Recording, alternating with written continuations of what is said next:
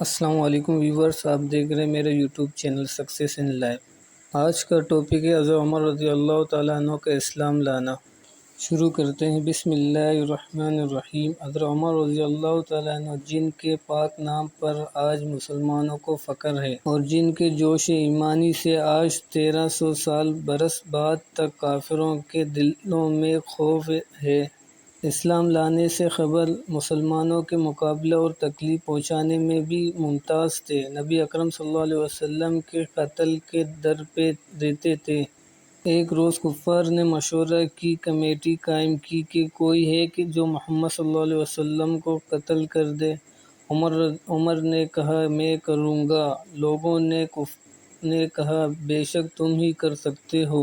عمر تلوار لٹکائے ہوئے اٹھے اور چل دیے۔ اسی فکر میں جا رہے تھے کہ ایک صاحب قبیلے زورہ کے نام، جن کا نام حضرت سعد بن ابی وقاص ہے، انہوں نے پوچھا عمر کہاں جا رہے ہو؟ کہنے لگے محمد صلی اللہ علیہ وسلم کے قتل کی فکر میں ہوں۔ نعوذ باللہ۔ سعد نے کہا کہ بنو اشم اور بنو زورہ اور بنو عبد المناف سے کیسے مطمئن ہو گئے اور تم کو بدلے میں قتل کر دیں گے؟ حضرت عمر رضی اللہ تعالیٰ عنہ اس جواب پر بگڑ گئے اور کہنے لگے معلوم ہوتا ہے تو بھی بے دین یعنی مسلمان ہو گیا ہے، لا پہلے تجھی کو نپٹا دوں۔ یہ کہہ کر تلوار سونڈ سے لی اور حضرت سعد رضی اللہ تعالیٰ عنہ نے بھی یہی کہہ کر ہاں میں مسلمان ہو گیا ہوں، تلوار سنبھالی۔ دونوں طرف سے تلوار چلنے کو تھی کہ حضرت سعد رضی اللہ تعالیٰ عنہ نے کہا کہ پہلے اپنے گھر کی تو خبر کر لے، تیری بہن اور بینوئی دونوں مسلمان ہو چکے ہیں۔ یہ سنتا کہ غصے سے بھر گئے اور سیدھے بہن کے گھر گئے۔ وہاں حضرت خباب رضی اللہ تعالیٰ عنہ ان دونوں میاں بیوی کو قرآن شریف پڑھا رہے تھے۔ حضرت عمر رضی اللہ تعالیٰ عنہ نے کوڑا کھلوائے۔ ان کی آواز سے حضرت خباب رضی اللہ تعالیٰ عنہ تو جلدی سے اندر چھپ گئے اور وہ صحیفہ بھی جلدی میں باہر ہی رہ گیا جس پر آیت قرآنی لکھی ہوئی تھی۔ ہمشیرہ نے کوڑا کھولے۔ حضرت عمر رضی اللہ تعالیٰ عنہ کے ہاتھ میں کوئی چیز تھی جس کو بہن کے سر پر مارا، جس سے سر سے خون بہنے لگا اور کہا کہ اپنی جان کی دشمن تو بھی بددین ہو گئی۔ اس کے بعد گھر میں آئے اور پوچھا کہ کیا کر رہے تھے اور یہ آواز کس کی تھی؟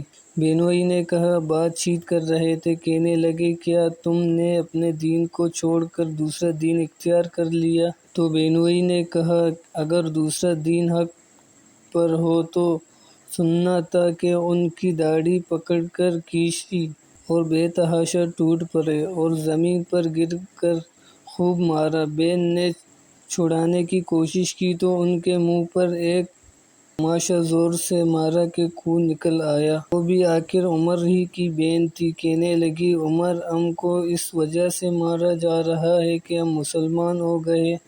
بے شک ہم مسلمان ہو گئے، جو تجھ سے ہو سکے تو کر لے۔ اس کے بعد حضرت عمر رضی اللہ تعالیٰ عنہ کی نگاہ اس صحیفے پر پڑی جو جلدی میں باہر رہ گیا تھا اور غصے کا جوش بھی تھا اس مار پیٹ سے کم ہو گیا تھا اور بہن کے اس طرح خون بہنے جانے سے شرم سی بھی آ رہی تھی۔ کہنے لگے کہ اچھا مجھے دکھاؤ یہ کیا ہے؟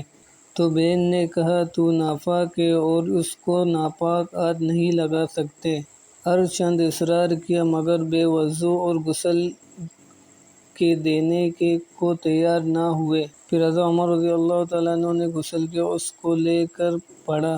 اس میں سورہ طٰہٰ لکھی ہوئی تھی۔ اس کو پڑھنا شروع کیا کہ حالت ہی بدل گئی۔ کہنے لگے اچھا مجھے بھی محمد صلی اللہ علیہ وسلم کی خدمت میں لے چلو۔ یہ الفاظ سن کر حضرت خباب رضی اللہ تعالیٰ عنہ اندر سے نکلے اور کہنے لگے اے عمر تجھے خوشخبری دیتا ہوں کہ کل شب پنجشنبے میں حضور اقدس صلی اللہ علیہ وسلم نے دعا مانگی تھی کہ یا اللہ مجھے عمر اور ابو جہل میں جو تجھے زیادہ پسند ہو اس سے اسلام کو قوت عطا فرما۔ یہ دونوں قوت میں مشہور تھے۔ معلوم ہوتا ہے کہ حضور اقدس صلی اللہ علیہ وسلم کی دعا تمہارے حق میں قبول ہو گئی۔ اس کے بعد حضور اقدس صلی اللہ علیہ وسلم کی خدمت میں حاضر ہوئے اور جمعے کی صبح کو مسلمان ہوئے۔ حضرت عمر رضی اللہ تعالیٰ عنہ کا مسلمان ہونا تھا کہ کفار کے حوصلے پست ہونا شروع ہو گئے، مگر پھر بھی یہ نہایت مختصر جماعت تھی اور وہ سارا مکہ بلکہ سارا عرب، اس لیے اور بھی جوش پیدا ہوا اور جلسے کے مشورے کر کے ان حضرات کو ناپید کرنے کی کوشش ہوتی تھی اور طرح طرح کی تدبیریں کی جاتی تھی۔ تاہم اتنا ضرور ہوا کہ مسلمان مکے کی مسجد میں نماز پڑھنے لگے۔